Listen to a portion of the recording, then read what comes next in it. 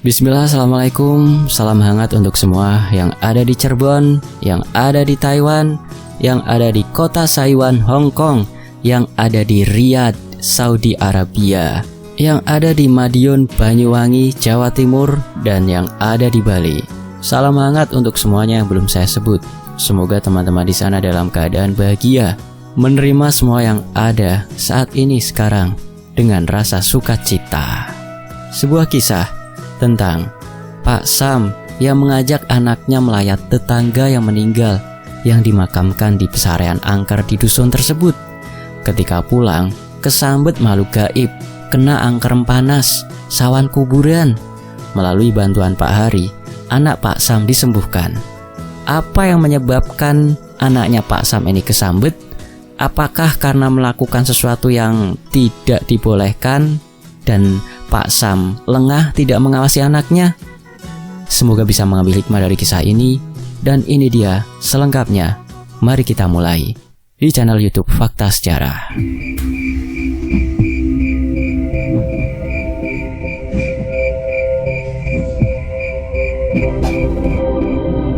Suara dari toa musola mengumandangkan kabar lelayu. Udara pagi di desa itu diselimuti kabut tipis yang menggantung rendah di antara pepohonan dan atap rumah-rumah kayu beratap seng.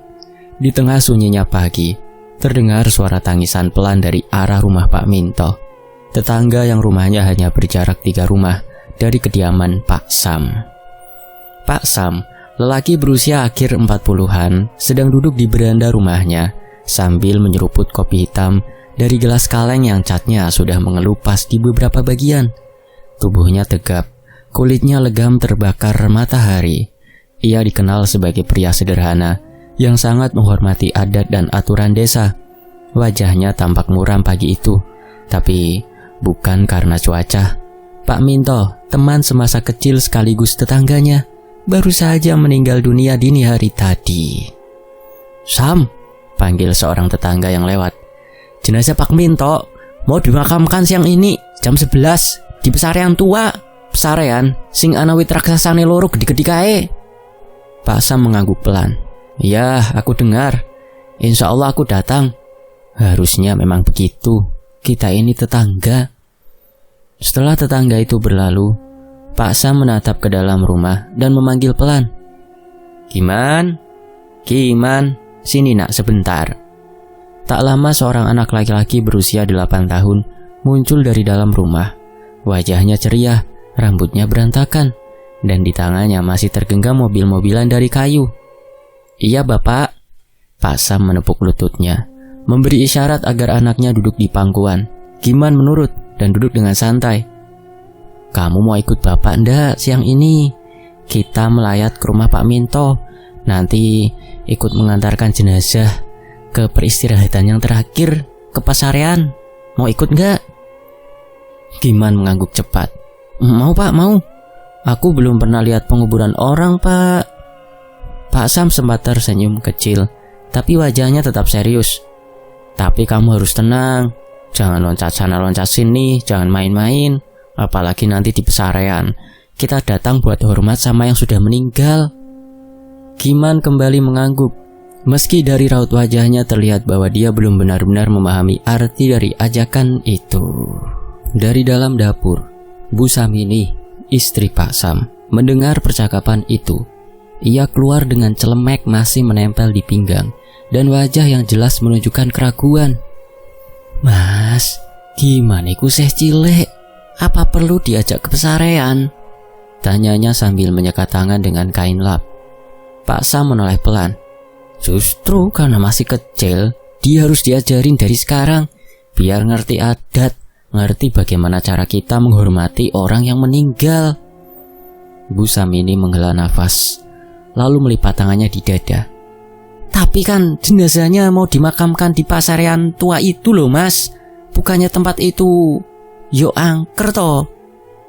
Pak Sam menatap istrinya dengan tenang.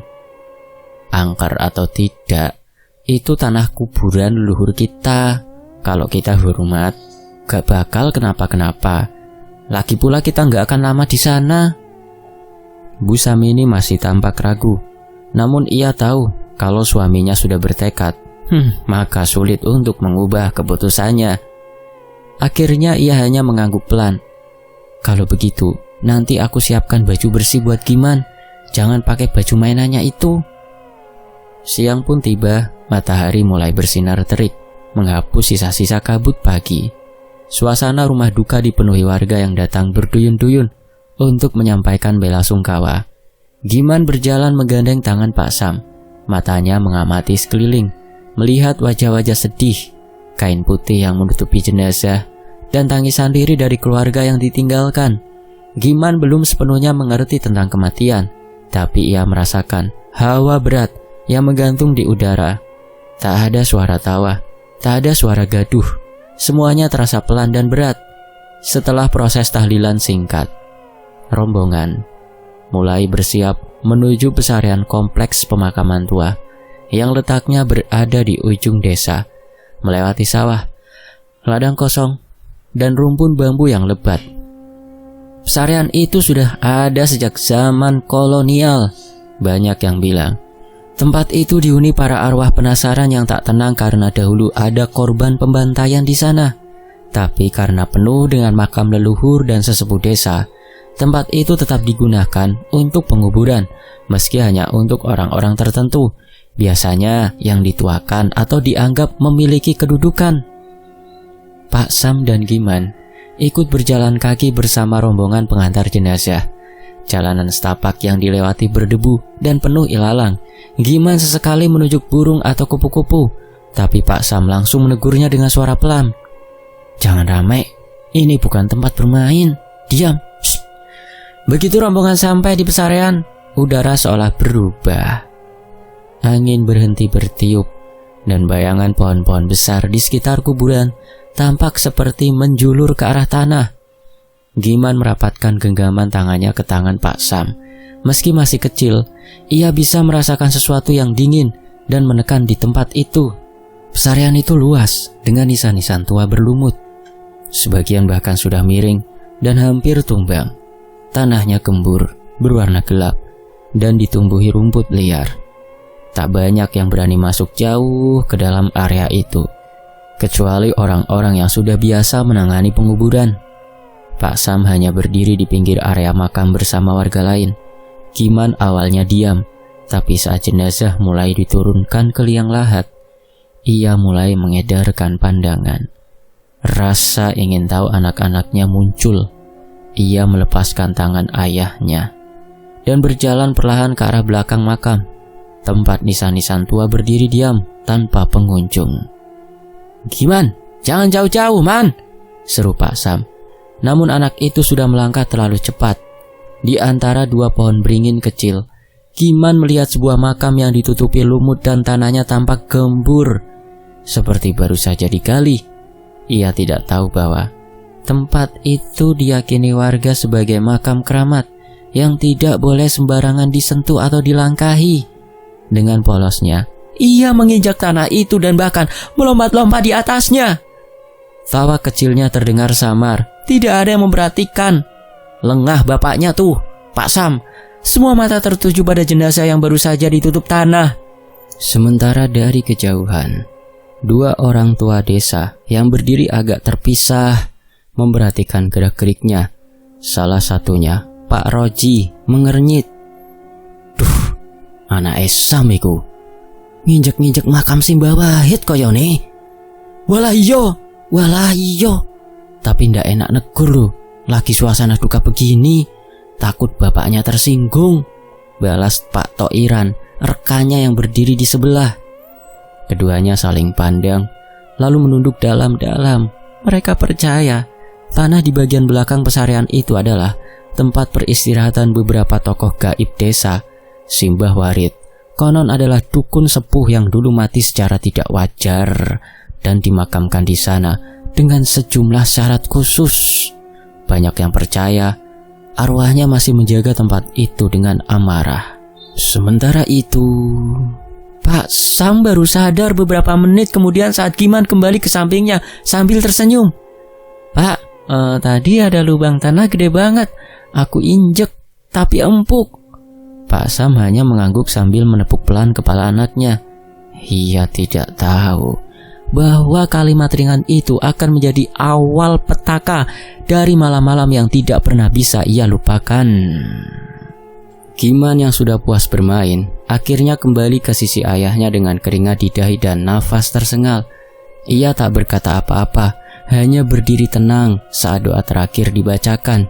Pak Sam mengusap kepalanya dan mengira anaknya hanya lelah karena perjalanan dan main-main di sekitar pesarean. Tapi kok agak celengat awake.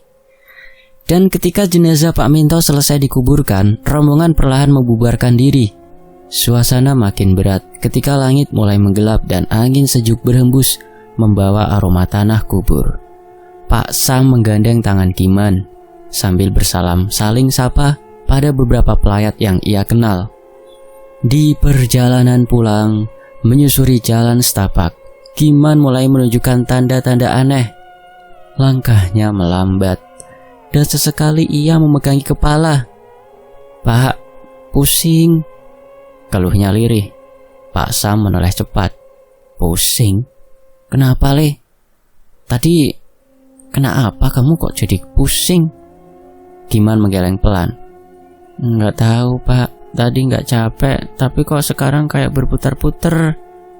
Pak Sam langsung menurunkan langkah. Ia membungkuk lalu menggendong anaknya di punggung. Setelah memegang kulitnya, panas, dan nafas Giman terdengar lebih berat dari biasanya. Tapi Pak Sam mengira itu hanya kelelahan biasa. "Sebentar lagi sampai rumah. Sabar ya nak, nanti minum air putih yang banyak," katanya sambil terus melangkah. Hatinya masih tenang, belum curiga apa-apa. Namun Pak Roji dan Pak Toiran yang berjalan di belakang mereka hanya saling pandang, diam-diam. Wajah mereka menunjukkan kekhawatiran yang tidak biasa. "Muga-muga ora kenapa-napa yo," bisik Pak Toiran. "Yo, semoga. Tapi tempat yang diinjak Giman tadi bukan tanah kuburan sembarangan," jawab Pak Roji pelan. "Wah, aku aja kalau lewat situ pasti pamit dulu dalam hati kok." Langkah mereka melambat, mata menunduk.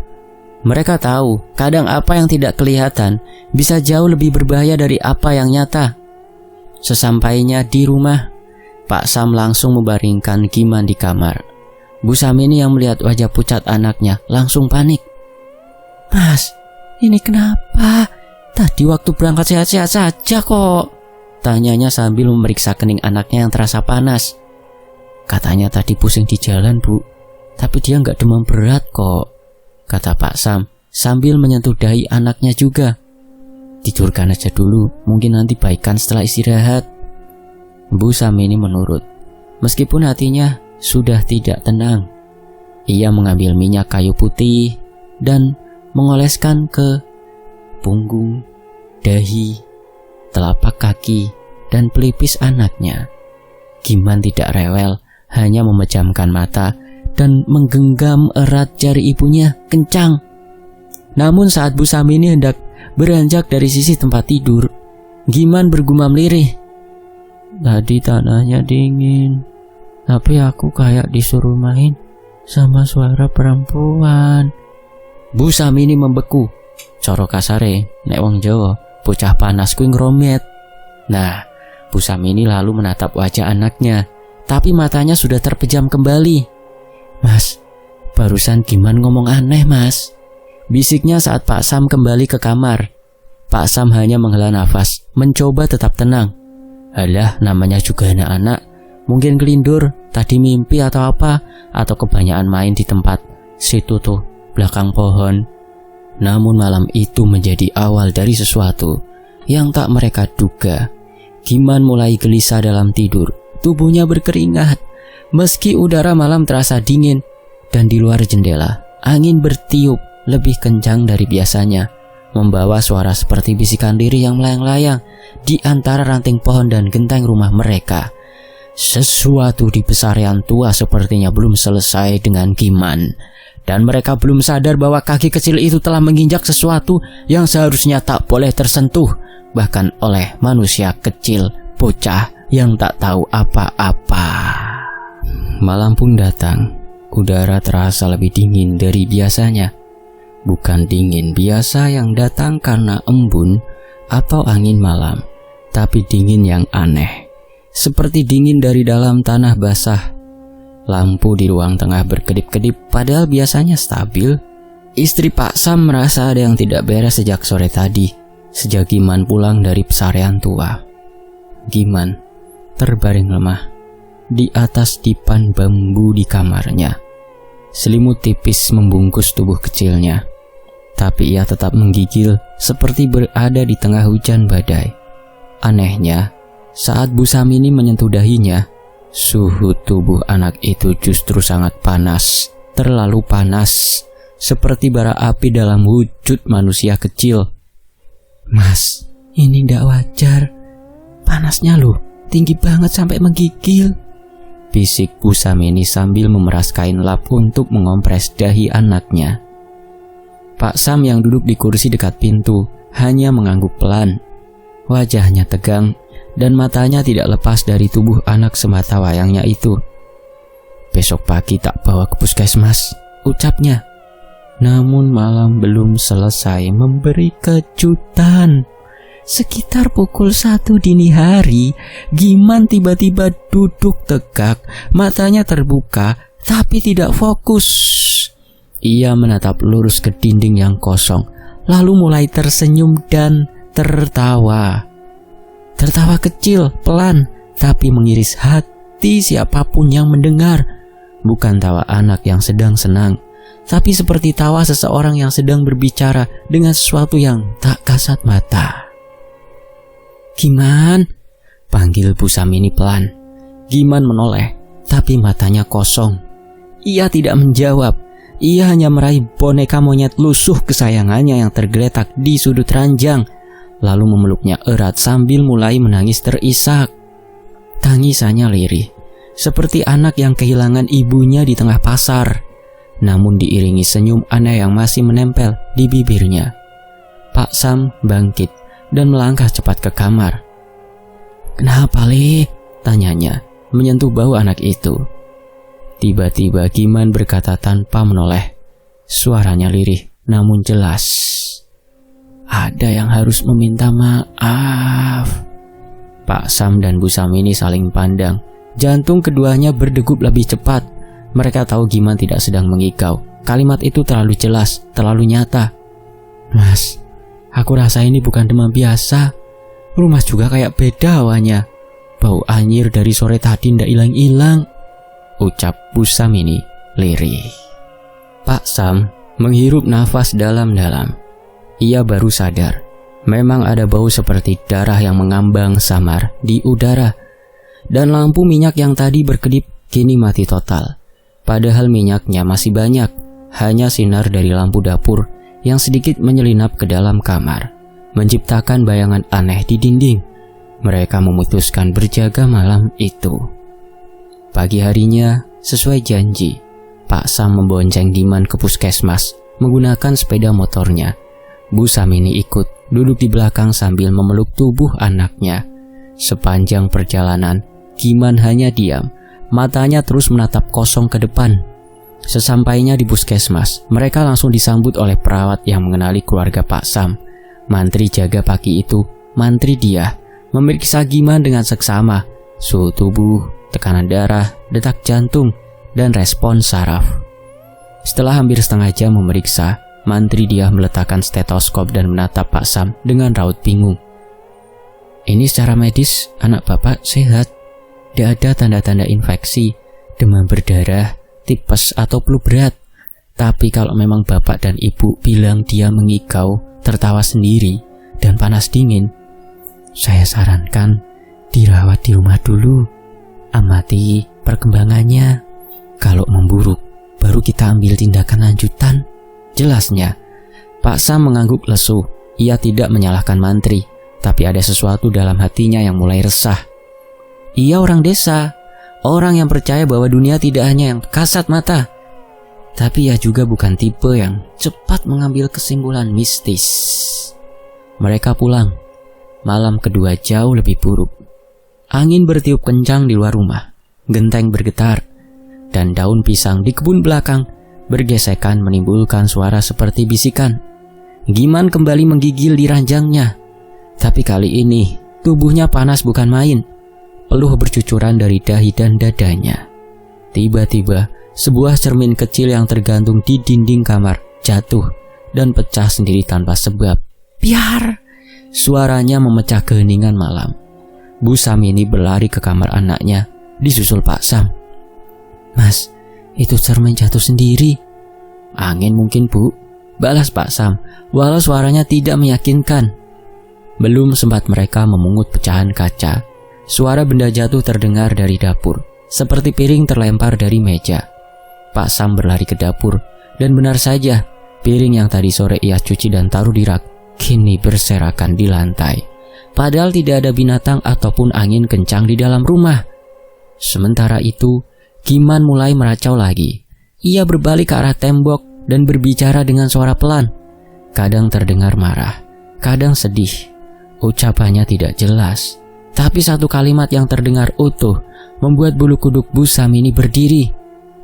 Jangan ngajak aku ke sana lagi, aku udah bilang maaf. Pak Sam kembali ke kamar, wajahnya pucat. Aduh, kita harus cari bantuan. Kalau besok belum membaik, kita minta tolong Pak Hari cari pengobatan yang alternatif. Bu Samini mengangguk cepat. Ia tahu Pak Hari bukan orang sembarangan. Ia bukan dukun, tapi seorang tokoh adat yang paham soal hal-hal gaib. Pak Hari adalah orang terakhir yang dipercaya menangani gangguan semacam ini di desa. Tepat saat mereka hendak kembali ke ruang tengah, suara teriakan keras menggema dari kamar.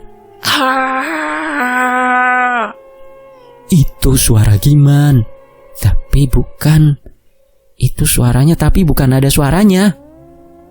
Suara itu terlalu berat, terlalu dalam seperti suara orang dewasa, tua dan penuh amarah. Pak Sam dan Bu Samini langsung berlari ke kamar. Giman bangkit, duduk di atas ranjang, mata melotot, mulut terbuka lebar.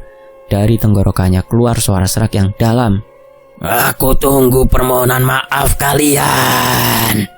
Suara itu bukan suara anak-anak. Pak Sam menahan nafas. Ia menarik istrinya agar tidak terlalu dekat. Giman lalu jatuh kembali ke ranjang. Tubuhnya menggigil hebat. Matanya menatap kosong ke langit-langit. Bibirnya gemetar. Ia menangis. Kali ini seperti anak kecil biasa. Tapi mereka tahu, malam ini rumah mereka telah dimasuki sesuatu yang bukan manusia. Dan semuanya berawal dari tanah yang diinjak di pesarean tua itu. Pagi itu, langit desa tampak kelabu, seolah ikut merasakan apa yang menimpa keluarga Pak Sam. Suara ayam berkokok terdengar lirih, kalah oleh rasa gelisah yang menggantung di hati Pak Sam dan Bu Samini. Malam sebelumnya, benar-benar membuat mereka kehilangan pegangan. Bukan hanya karena teriakan Giman yang mengerikan, tapi juga karena aroma anyir yang makin menyengat di setiap sudut rumah, dan hawa dingin yang seolah merasuk sampai ke tulang. Setelah menimbang dan berbicara dengan Bu Samini, akhirnya Pak Sam memutuskan dia harus menemui Pak Hari. Pak Hari tinggal di ujung desa, di rumah sederhana yang dikelilingi oleh tanaman rimbun dan deretan pohon kelor. Ia dikenal sebagai orang tua yang dihormati, bukan sekedar karena usianya, tapi karena kemampuannya memahami hal-hal gaib. Beliau bukan dukun dalam arti komersil, melainkan penjaga adat, penuntun, sekaligus pelindung tradisi yang mulai dilupakan.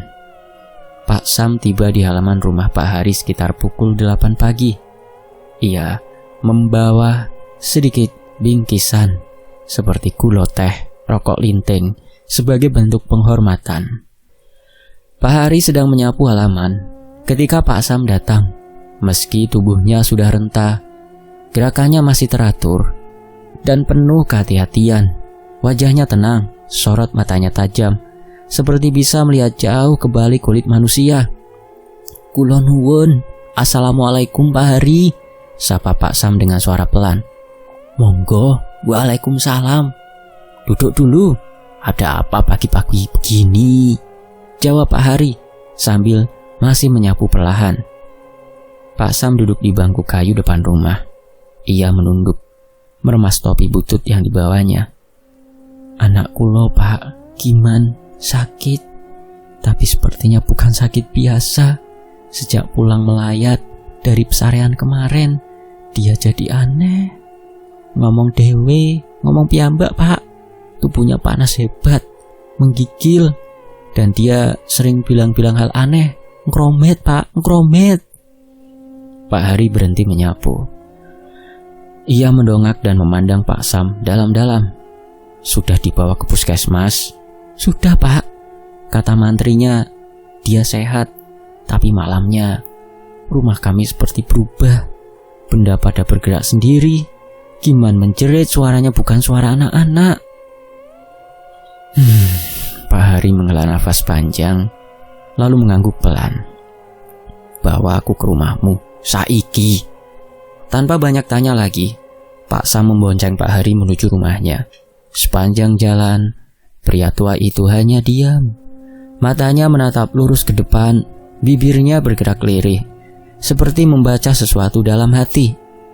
Sesampainya di rumah, Bu Samini langsung membukakan pintu.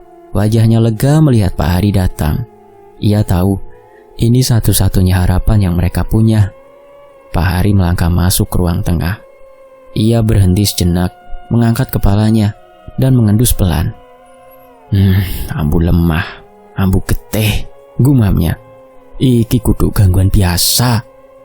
Ia berjalan ke kamar Giman. Anak itu terbaring dengan mata terpejam. Nafasnya berat dan tidak teratur. Sesekali tubuhnya bergetar pelan, seperti sedang menahan sesuatu. Pak Hari duduk di lantai dekat dipan.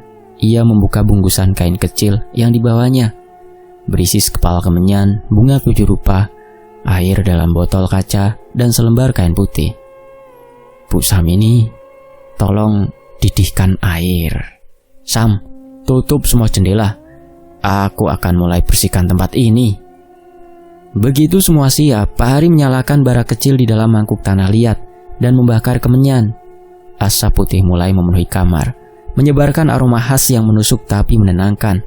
Ia lalu membersihkan air bunga ke seluruh sudut kamar, sambil membaca doa-doa dalam bahasa Jawa kuno yang nyaris tak terdengar. Begitu asap semakin pekat, tubuh Giman mulai bereaksi. Anak itu mengerang, matanya terbuka lebar, namun hanya terlihat putihnya. Tubuhnya menegang, kejang, kedua tangannya terkepal, dan dari tenggorokannya keluar suara berat yang tidak wajar. Pak Hari terus membaca mantra, kali ini dengan suara yang lebih keras.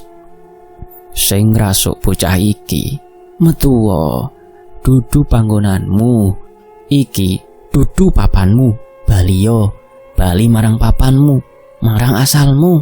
Sepurone bocah iki wes ngencak-ngencak panggonanmu ing pesarian iku."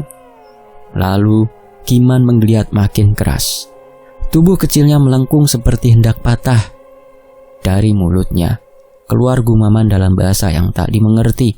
Bukan bahasa Indonesia, bukan juga bahasa daerah yang dikenal.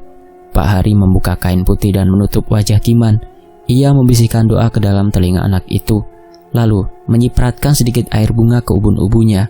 Tiba-tiba Giman menjerit, Ora, aku ora lilo. Bocah iki ngencak-ngencak panggonanku.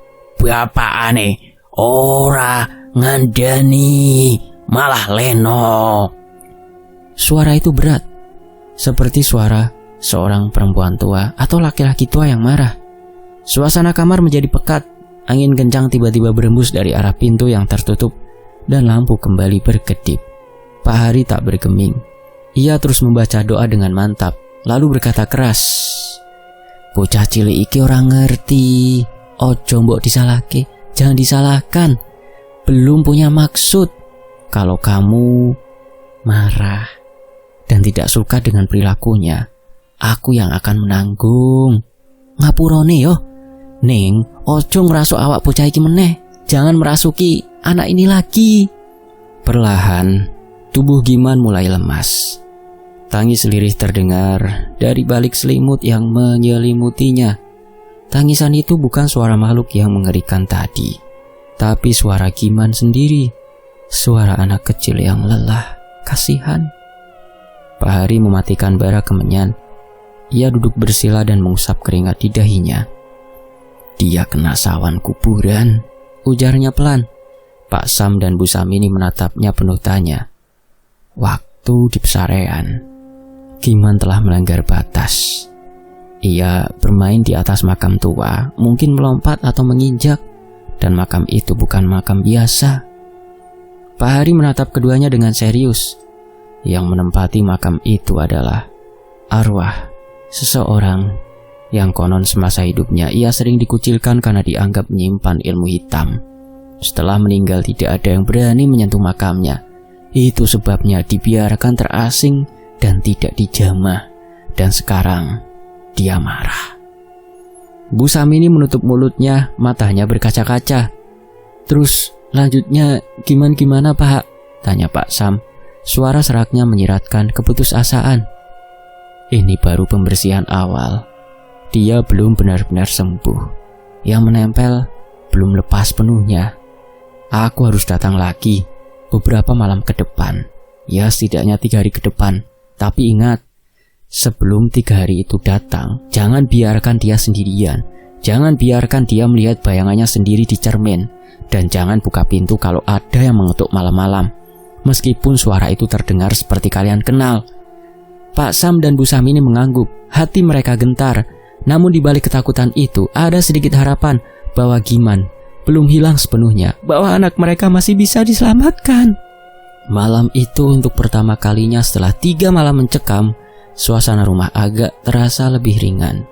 Tapi mereka tahu ini baru permulaan. Arwah yang murka tidak akan menyerah begitu saja, dan pertempuran mereka baru saja dimulai. Rumah Pak Sam kini tak ubahnya seperti rumah kutukan. Setiap malam berubah menjadi mimpi buruk yang tak kunjung usai. Begitu matahari tenggelam, suasana rumah menjadi dingin dan mencekam. Meski cuaca di luar masih terasa hangat, seolah-olah ada lapisan lain yang menutupi rumah mereka. Lapisan tak kasat mata yang penuh kegelapan dan dendam dari dunia lain. Suara-suara aneh mulai mendominasi malam-malam berikutnya. Kadang terdengar langkah yang mengelilingi rumah dan berhenti di kamar Giman. Kadang pula suara tangisan lirih terdengar, seperti suara laki-laki tua yang kesepian dan penuh luka batin. Tangisan itu tidak hanya membuat bulu kuduk meremang, tapi juga membuat udara terasa berat. Bahkan Bu Samini pernah memuntahkan darah setelah terlalu lama mendengarkan tangisan itu dari balik tembok dapur. Bayangan-bayangan bergerak di sudut ruangan, melintas cepat seperti memantau setiap gerak penghuni rumah. Kadang bayangan itu muncul dari dalam lemari, kadang dari balik pintu yang sedikit terbuka. Giman sendiri menjadi lebih parah. Anak kecil itu tidak hanya semakin sulit dikendalikan, tapi kini kerap berperilaku seperti binatang buas. Ia mulai mencakar dinding hingga tangannya berdarah, memukuli wajahnya sendiri, dan berbicara pada sesuatu yang tak terlihat orang tuanya. Suatu malam Bu Samini yang tengah duduk di ruang tamu mendapati Giman berdiri diam di pojok ruangan, menatap tembok. Ia sudah berdiri di situ hampir 1 jam tanpa bergerak sedikit pun, seolah melihat sesuatu yang penting. Ketika Bu Samini mendekatinya, Giman berbalik perlahan.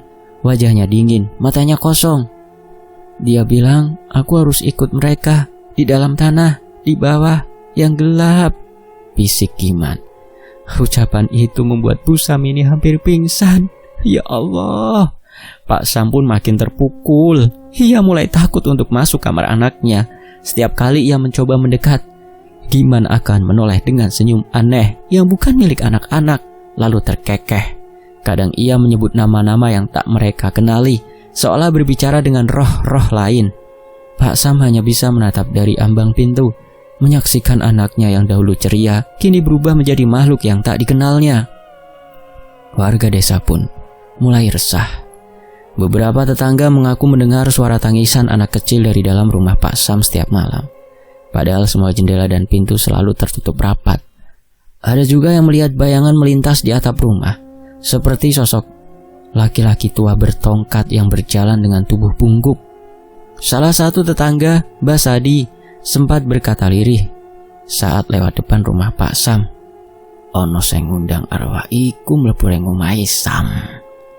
Malam itu, Pak Hari kembali datang dengan raut wajah lebih serius. Ia membawa lebih banyak perlengkapan. Kendi berisi air dari 7 sumber mata air, beberapa helai daun kelor, tali anyaman janur kuning, dan segumpal kapas yang telah direndam dalam minyak wangi. Ritual malam itu lebih berat dan lebih lama dari sebelumnya. Pak Hari kembali memercikan air dari kendi ke setiap sudut rumah, menyusun lingkaran dari daun kelor di sekitar tempat tidur Giman, dan menancapkan janur di pintu depan serta belakang rumah. Sambil membaca doa-doa, ia menyentuhkan kapas kedai Giman yang tengah terbaring. Anak itu mulai menggeliat, tubuhnya kembali menegang. Tiba-tiba, terdengar jeritan panjang dari arah loteng. Jeritan itu seperti suara yang disiksa, bercampur isak dan lolongan marah. Pak Sam dan Bu Samini terkejut, namun Pak Hari hanya menutup mata dan meneruskan doanya. Ia tahu itu bukan suara manusia.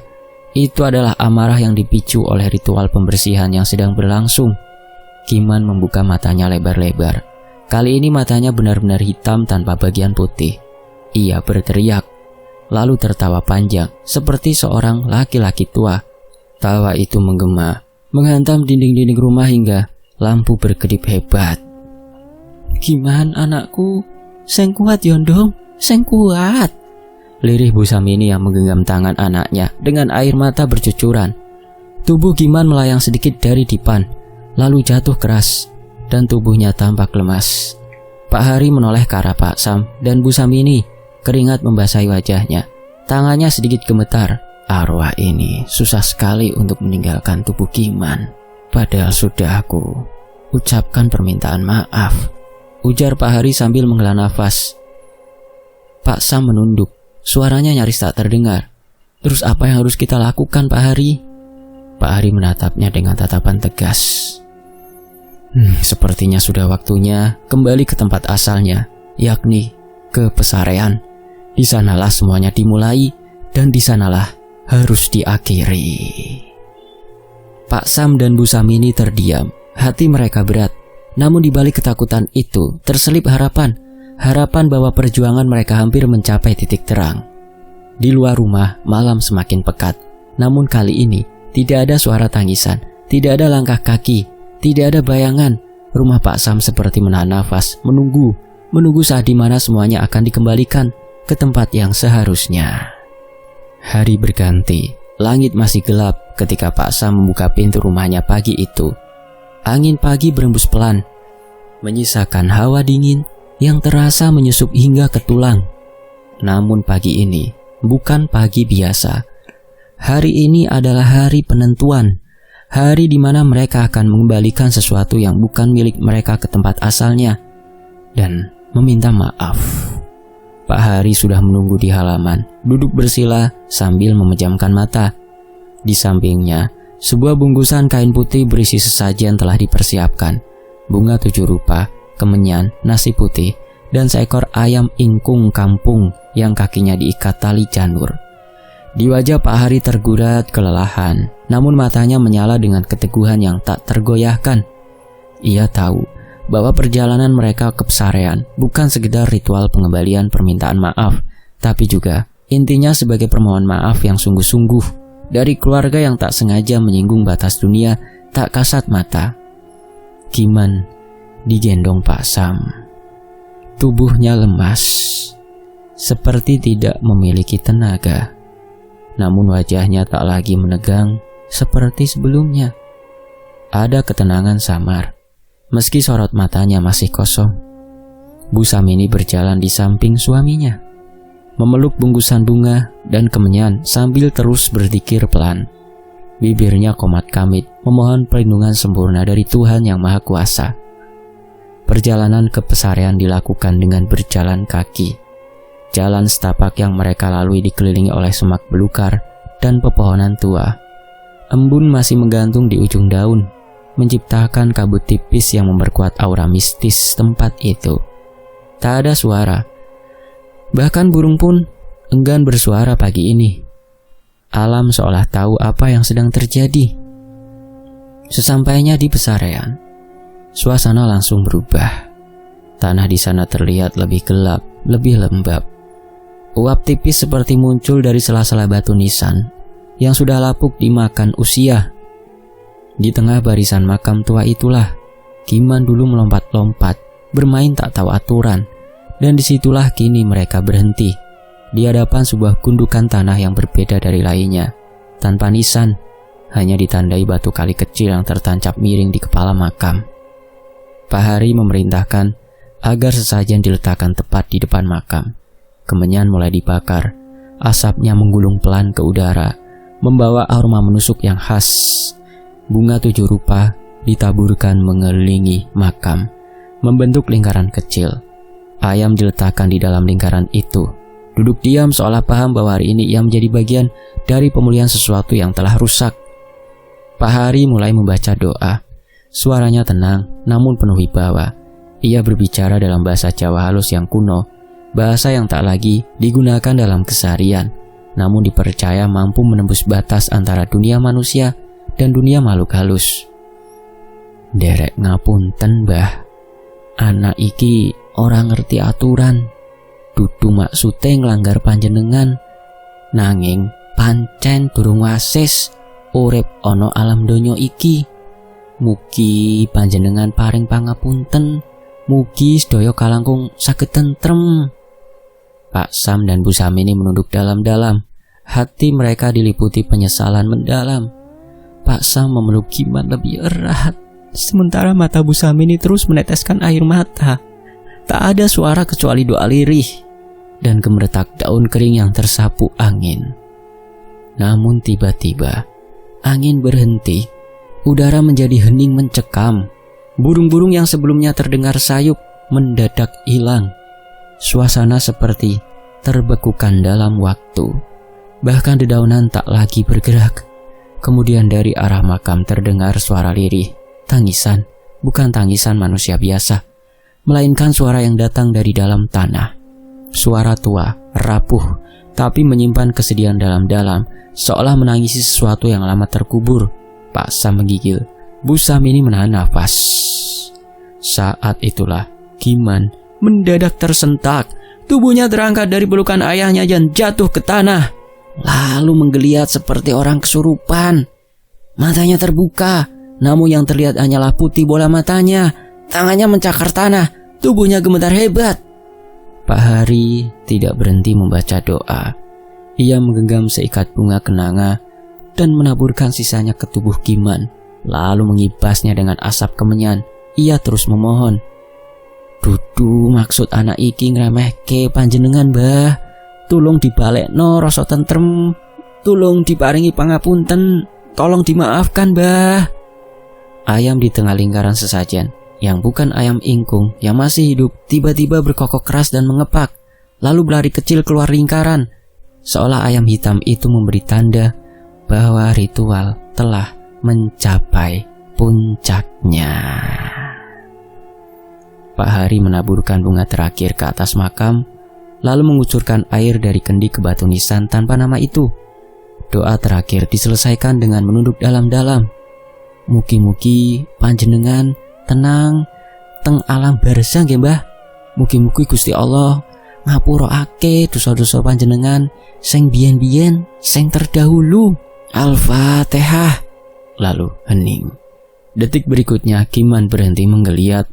Tubuhnya lunglai, matanya perlahan menutup lalu membuka pelan. Kali ini matanya kembali normal. Nafasnya perlahan tenang. Ia menatap sekeliling, lalu pada Bu Samini yang sudah menunduk dan bersiap menyambutnya. "Bu," kata Giman dengan suara parau tapi penuh kesadaran. "Aku lapar, Bu." Bu Samini menangis seketika, memeluk anaknya erat-erat. Pak Sam tak bisa berkata apa-apa. Ia hanya mengangguk-angguk pelan sambil menatap Pak Hari penuh rasa syukur. Pak Hari berdiri pelan. Sorot matanya masih serius, tapi ia mengangguk kecil pada Pak Sam. "Alhamdulillah, sudah. Roh itu sudah menerima. Dan yang terpenting sekarang, rawat anakmu baik-baik, jangan sampai lengah. Jangan sampai ia lupa bahwa dunia ini tidak hanya milik manusia. Pak Sam dan istrinya kembali menggendong Giman. Mereka berjalan meninggalkan pesarean, melewati jalan setapak yang kini terasa lebih terang. Angin kembali berhembus pelan, burung-burung kembali berkicau, alam seolah menarik nafas lega. Namun di balik ketenangan itu, Pak Hari tahu tak semua luka bisa sembuh total, perlahan. Tapi setidaknya hari ini satu jiwa telah dikembalikan dan satu dendam telah diberi jalan untuk tenang. Hari-hari kembali berjalan seperti biasa di desa itu. Suara ayam berkokok kembali menjadi tanda fajar. Anak-anak seperti biasa bermain di pematang sawah, dan bau masakan ibu-ibu kembali memenuhi udara. Namun di dalam rumah Pak Sam ada sesuatu yang berubah, bukan dalam bentuk fisik, melainkan dalam cara mereka memandang kehidupan yang sekarang. Giman, anak kecil yang dulu penuh tawa dan suka berlarian ke sana kemari, kini tampak lebih tenang, tidak pecicilan. Ia mulai kembali ke sekolah, duduk manis di kelas dan mengikuti pelajaran seperti anak-anak lainnya.